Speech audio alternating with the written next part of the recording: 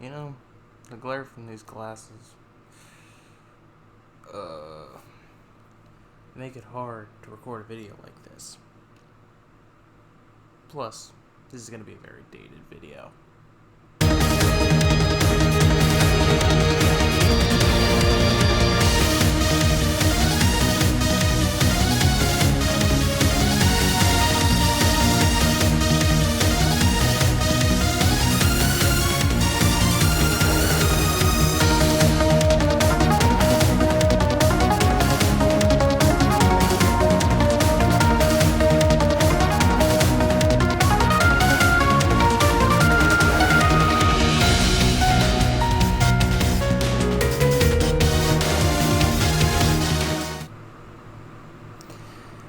Hey, what's up, my dokus? Jason here, welcoming you to a bit of a different video. This is something I've been wanting to do for the past 2 months, and I just was very busy and could never get around to actually doing it. So I'm choosing now because today's kind of a specific day to do it. Plus, I finally have time to do so. So we need to talk. 2 months ago, we had the final Mr. Sakurai Presents for Super Smash Bros. Ultimate. And with it came the announcement of a character that so many people had been hyped up for, that I personally had been hyped up for, and that a lot of people just didn't understand. And yeah, that person, Sora. Sora did it. He got into Smash Bros. Ultimate. I've been wanting to talk about this since he got announced, but I could just never find the right time to be able to sit down and record this and to be able to talk about this, because you all know, you can tell by currently Kingdom Hearts 2 is going up on the channel right now as the stream series. I am a massive Kingdom Hearts fan. I love the game. I will always love the game. And yeah, nothing will change that. So the fact that Sora got announced, I'm not even kidding you. I'll tell you my reaction story since I wasn't able to, react to it with other people. My reaction story was sitting in the car on the way to school, watching the Mr. Sakurai Presents, and seeing Sora and literally flipping shit in the car. I basically got so excited to the point where my dad needed to tell me I needed to calm down. And he didn't quite understand the whole reaction. But from there, the day was great. I loved the day. Didn't really care for the haters, because there was a whole lot of times when I was getting into arguments with people because they just weren't accepting the fact that Sora got into Smash, and just be happy for someone else, not be a complete dick about it or troll someone because you think it's funny. And yeah, that wasn't the fun part of it. But I got to see other people's reactions. Some reactions were fantastic because I think it was great to see, I'm going to shout him out, but it was great to see Joey eat his words, because for so long Joey and me would be going back and forth on Sora getting into Smash, how I still always believed he had a chance, that he would make it. Joey was completely in denial, mainly because I guess I came across the post that said Disney vetoed Sora, and I was just saying, I'm not gonna believe it because it's media, and I don't believe the media, because sometimes they stretch the truth and sometimes there's false media, which is exactly what that thing was, because that article came out in 2020, and Sora had been decided back in 2019 when Sakurai had talked to his Disney executive.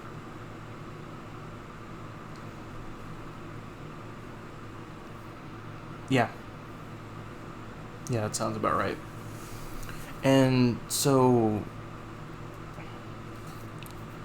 from there, I got to see other people's reactions. I got to see a lot of positivity. It was good to see that, he wasn't an absolutely hated character like everybody bitched about him. It was good to see that he was, actually loved by the community. Even people who weren't Kingdom Hearts fans really enjoyed the fact that, it was an iconic character got into Smash, they didn't end off with another Pokemon or another Fire Emblem character or, Waluigi, which, I mean, a lot of people hyped up for Waluigi, but let's be honest here, guys. If Waluigi was going to get into Smash, people would have gotten pissed about it because they literally would have made him an Echo Fighter. He would not have been an original fighter whatsoever. He would have been an Echo Fighter. So I'm glad that Waluigi didn't get into Smash because they would have disrespected him. He would have became an Echo Fighter, and I'm sorry, ending a Fighter's Pass with an Echo Fighter like Waluigi would not do the game justice, would not do Waluigi justice, and would basically piss off the entire Smash Brothers community. But from there, yeah. And then I watched, Butter's reaction, which I'm glad didn't, I'll shout him out, but Butter, I was glad to see that Butter kind of had a positivity to the character, that he was upset like most people in that, reaction. But he was still, understanding that, hey, he's an iconic character, and he's glad that he, wasn't a complete batshit character, like a Pokemon or a Fire Emblem character. But, the moveset he didn't understand, which is understandable. Not a lot of people's going to understand Sora's moveset because it's all strictly based around the game. And so if you've never played the game, you don't really understand the movesets a lot. Yeah. And I guess what we're talking about this, 2 months ago, today marks the 2-month anniversary of Sora's announcement, and I got the chance to play him, obviously, and he's amazing. I was actually a little worried, like everyone else, that he was gonna repeat Bayonetta, by being a very broken character that ruined the final DLC character that ruined Ultimate. But he's very balanced. He is a very balanced character. There is a lot of disadvantages to his moveset, like the fact that Sonic Blade, people were worried that the fact that he can recover and use Sonic Blade to help that recovery. But if you use Sonic Blade at the wrong time, you can get completely screwed over. Like, there were plenty of times that I used Sonic Blade on the edge of a cliff, trying to hit someone, and I hit him, but I used the third Sonic Blade and it ended up sliding me off the edge, and Sonic Blade doesn't have a recovery, so as soon as you use it, you are done. That's why Sonic Blade's used after the aerial recovery, is because if you use it before, you don't get a recovery. Yeah.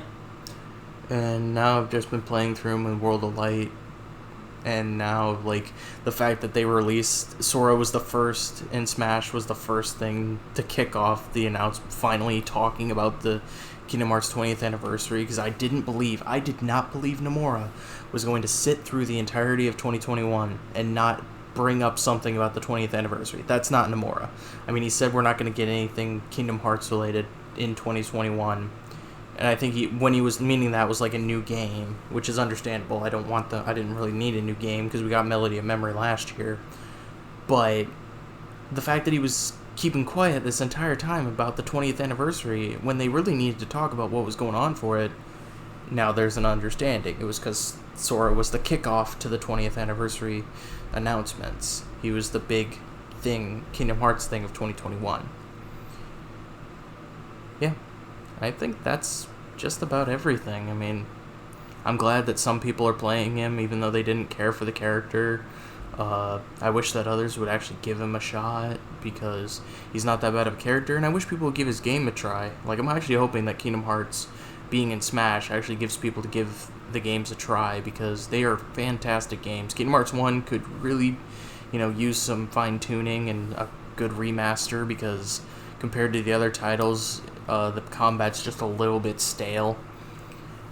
But other than that, I'm just glad he's included. I guess the one thing to learn from him is never lose hope. Thing is that, I got told by Joey all the time that, Sora was never going to make it into Smash. We got into some arguments over it. Weren't like bad arguments, they were just like, debates basically. But then again, he came to bite his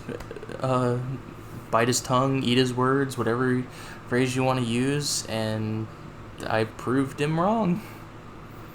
I believed. That's the thing, is you gotta believe in something and it'll come true. That's the whole thing. I believed in Sora from the get-go. And, well, I believed and he got in. So you have faith in something, you believe it's going to happen, don't give up on it.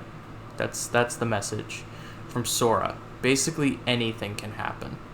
Nintendo, Disney, Square, Sakurai, they are a powerful bunch. And just Nintendo, the fact that Nintendo was able to negotiate anything like that, because Nintendo's the final decider on, like Smash Brothers characters. So the fact that they were finally able to work something out was beautiful. But, yeah, I guess with that, any updates I want to give out on that have to do with Sora?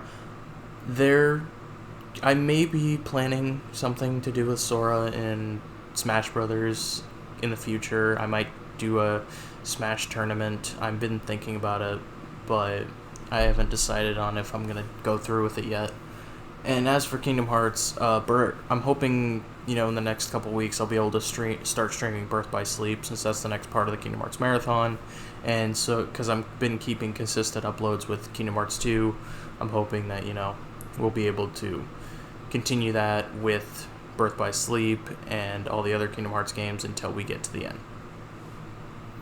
So, yeah, I guess thank you guys so much for watching this video. If you stuck through it, the entire 11 minutes of rambling that I made, thank you.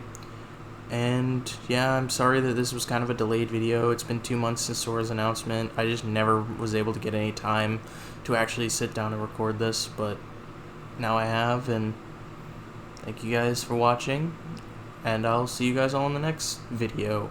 Whether, I don't know if obviously it'll be a Let's Play video or a Versus video, but like as in the next, I guess I'm talking about like the next talking video where I just sit here and talk.